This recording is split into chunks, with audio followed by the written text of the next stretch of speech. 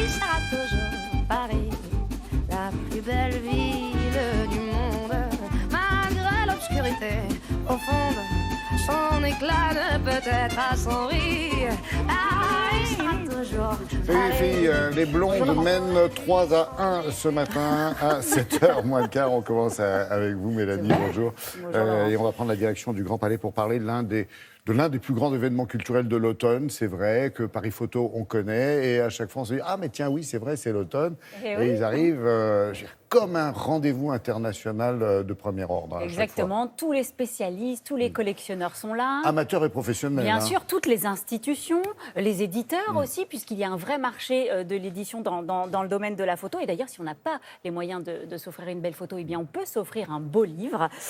Donc, vraiment, Paris Photo, c'est vrai que c'est l'événement le plus important au monde dans ce domaine. Il regroupe 200 marchands à peu près qui viennent du monde entier. Alors, principalement d'Europe et des États-Unis, parce que ça reste les deux gros foyers de la photographie. Il couvre bien sûr tout le spectre des tout débuts jusqu'à l'art contemporain. Donc, il y a vraiment de quoi faire, Laurent, et il y en a pour tous les goûts. Alors, nous vous emmenons ce matin bien, dans un secteur que les visiteurs ratent souvent, d'ailleurs, parce qu'en fait, il se trouve au premier étage. Et les visiteurs ne montent pas forcément sur la coursive. Et c'est bien dommage, parce qu'il y a là le secteur Prisme, qui regroupe en fait des artistes qui offrent un autre regard sur la photographie. On voit des choses un peu différentes et des œuvres un peu hors normes. Vous allez voir, nous avons rencontré Christophe Wissner, le directeur de Paris Photo, qui nous présente ce secteur. Regardez.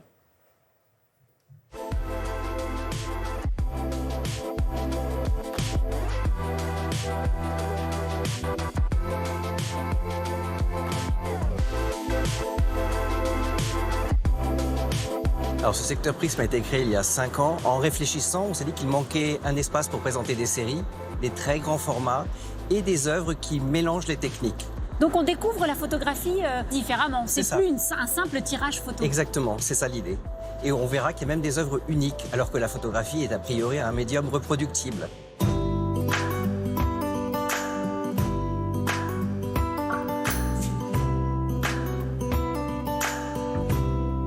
Alors là, on découvre le travail de Suzanne Dergues, qui réalise des photographies sans appareil photo.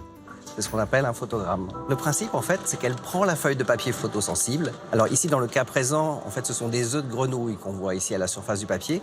Elle insère le papier dans l'eau, les œufs étant à la surface du papier photosensible, et elle attend en fait que la lumière fasse son travail. Alors elle, parfois avec une petite lampe, elle crée des effets supplémentaires, et ensuite, voilà, c'est le résultat.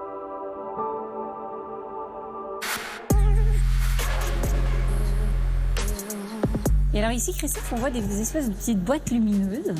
Oui, alors c'est à base de négatifs de verre. Marianne Saki, qui est une artiste hongroise, a récupéré 2500 négatifs de verre de son grand-père, qui était un photographe amateur et qui a documenté la vie familiale.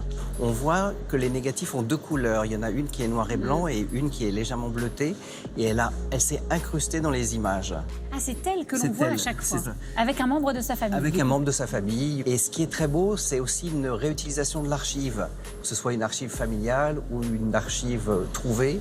Il y a un réel intérêt actuellement pour les artistes pour travailler sur l'archive, pour travailler sur l'histoire, comment on relie son histoire, que ce soit son histoire personnelle ou l'histoire en général.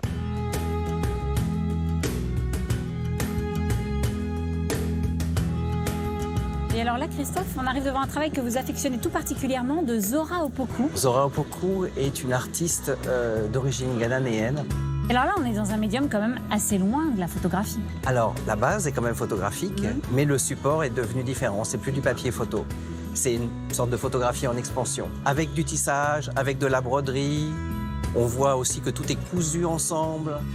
Elle mélange en fait des techniques ancestrales, du tissu, avec des images qui viennent de son père, de sa mère, de son pays. C'est aussi un autre travail à partir de la mémoire et de l'histoire.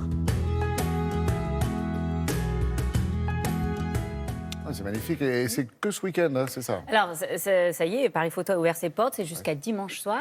Alors, il y a d'autres salons à Paris aussi pour, si vous voulez, aller au-delà de Paris Photo. Il y a le salon Approche, qui est un salon qui a lieu à l'Hôtel Richelieu, qui est un salon assez intimiste et qui est dédié à la création contemporaine. Et puis, il y a le salon Photo Fever, qui lui a lieu au Carrousel du Louvre. Et c'est un salon qui est uniquement dédié à l'émergence. Donc là, on découvre vraiment des artistes complètement inconnus.